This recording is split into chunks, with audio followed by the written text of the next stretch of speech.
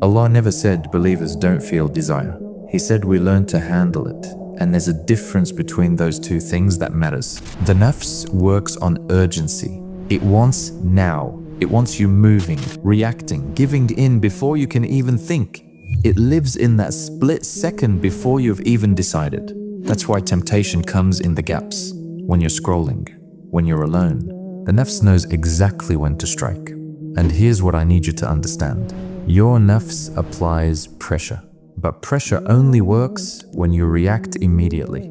The moment you pause, everything changes. So for the next few minutes, just don't move. I know that sounds simple, maybe too simple, but sit with the discomfort anyway.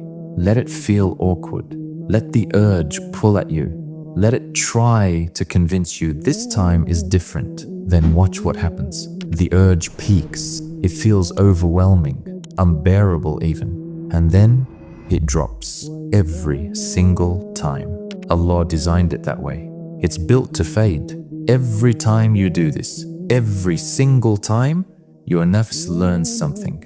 It realizes the impulse doesn't dictate your actions. There's space between the urge and the action. That space is where your will lives.